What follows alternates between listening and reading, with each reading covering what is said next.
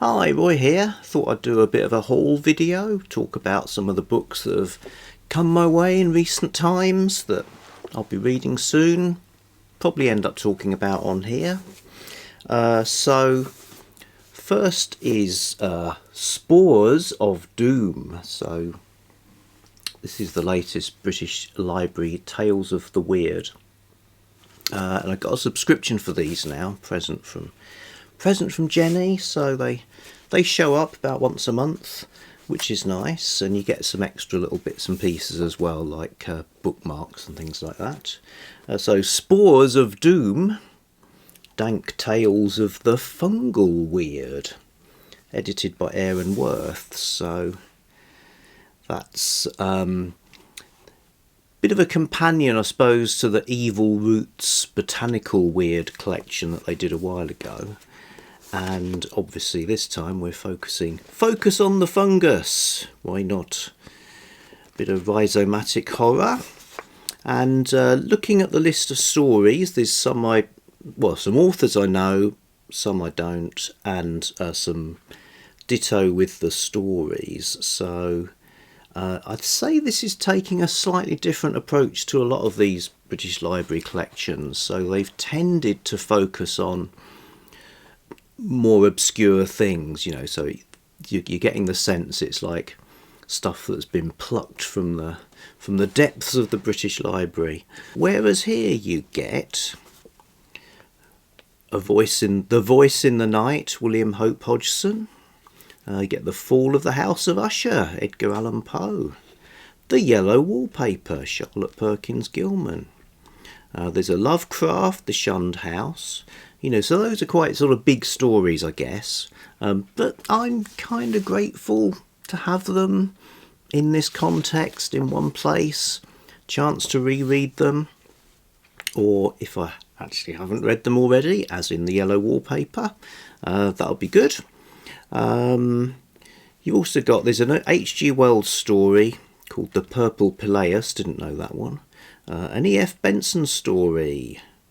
A Clark Ashton Smith story, I've certainly read that. A Robert Aikman, The Stains. I will have read it because I went through a phase of being absolutely Aikman mad, but can't remember it specifically. And then there's others that look like poems.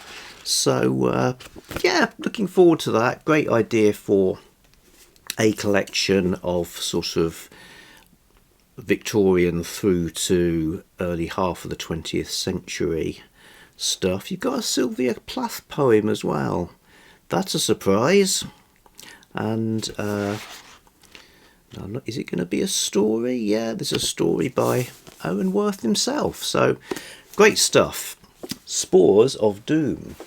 Sticking in the vegetative layer of things, we don't do much gardening, but since finding someone to help us with it, I've kind of redeemed some of our garden spaces, but a lot of it's in shade. So I've been trying to grow some ferns, so we'll see how those work out. And I did know there was a fern craze, in fact the Victorian fern craze. Didn't know an awful lot about it. This seems to be, in terms of like recent books, this seems to be the one to get. I was a bit in two minds about a book that's only got 60 odd pages, but it's packed with stuff, loads of pictures, and I think this is going to give me what I was hoping for, an overview of this fern craze that happened in the 19th century. And already from dipping into it, I've learned that it wasn't just aristocratic fern hunters. It was also something that percolated through the middle classes, working classes.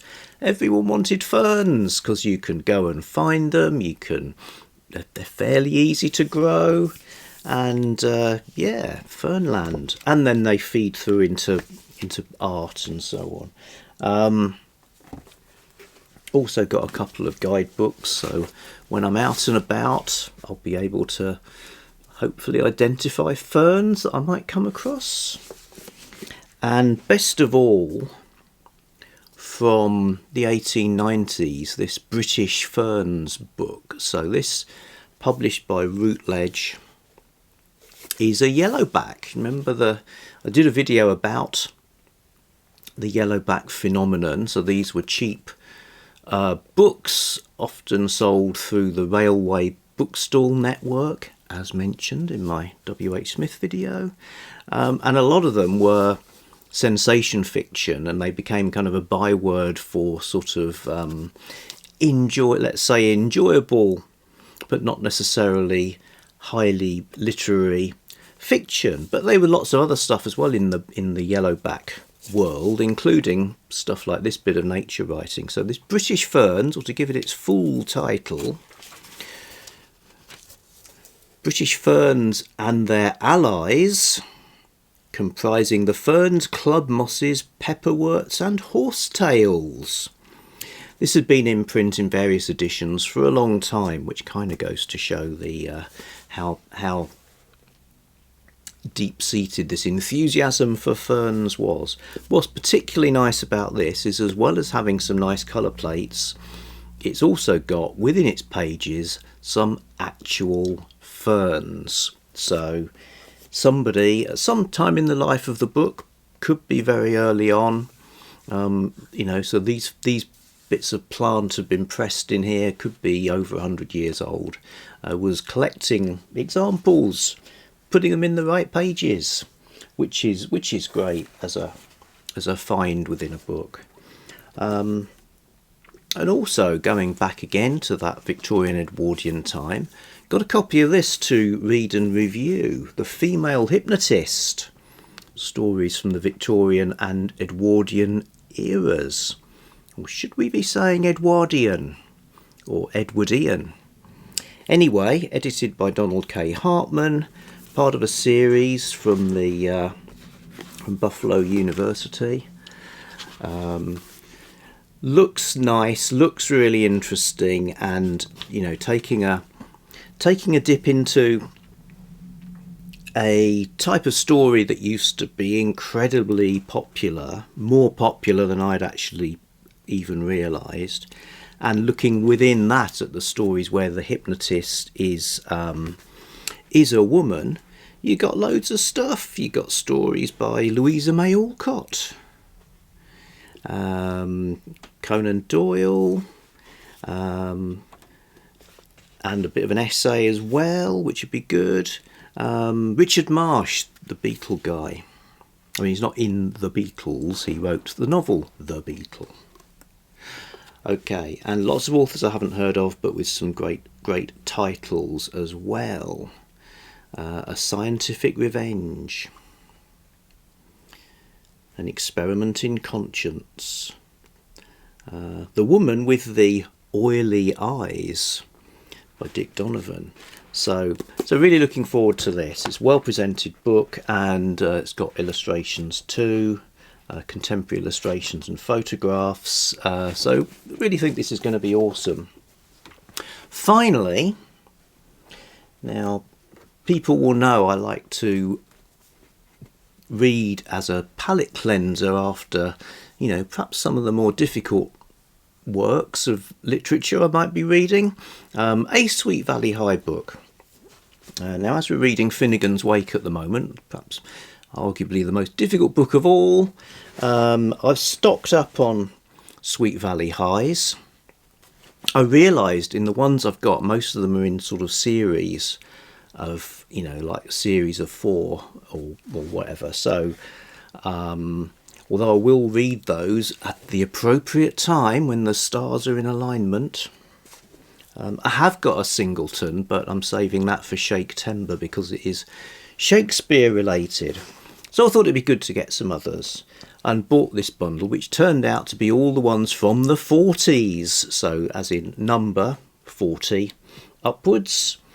So yes, somebody's obviously selling a set chunked up into 10s. So this, I think this is sort of a mid-period Sweet Valley High, when they were super popular, and they seem to be, the marketing hooks for the titles seem to be questions, right? So these questions were what the Sweet Valley High readers of the 1990s wanted to know. So, on the edge, is it all over between Regina and Bruce? Outcast, will anyone ever speak to Molly Hecht again? Caught in the middle, is love enough to keep Sandra and Manuel together? So all the ones I've read up till now have been about the Wakefield twins. So who are these randomers? I've heard of Regina, so obviously they explore the bigger cast. Hard choices. Will Enid's life ever be the same? I do know Enid. She's one of my favourite characters. Pretenses. Is someone coming between Cara and Stephen? The later ones, they seem to have more bonkers themes, you know, and strange things like murder plots and stuff like that. These look more like sort of romances and a bit more soap opera-y, but we'll see. Family secrets. What's the secret that's hurting Kelly Bates? Decisions. Is this the end for Robin and George? Well, whichever one's the one on the right, or indeed left, she certainly looks cross about something. Troublemaker. Has Julie Porter fallen for the wrong guy? 48. Slam book fever. Look what's hit Sweet Valley. Well, this is probably the one I would choose to read more quickly. You've got another one of these books with the black and white covers, which is an American thing that hasn't really come over here, like Hostess Twinkies. One of the last American things we don't really have with that pattern that looks like cow fur. So slam books are the newest craze at Sweet Valley High. They're do-it-yourself books of lists and predictions about everyone in school. What could go wrong with that? They start out as fun, but soon stir up big trouble. Okay. And then the 40s came to an end with Playing for Keeps, What's Come Over Jessica. So, yes, I'm well supplied with Sweet Valley High, you'll be pleased to know. That's my current haul then, things that grow, things that are sweet and valley-like. Yep, back soon with something else.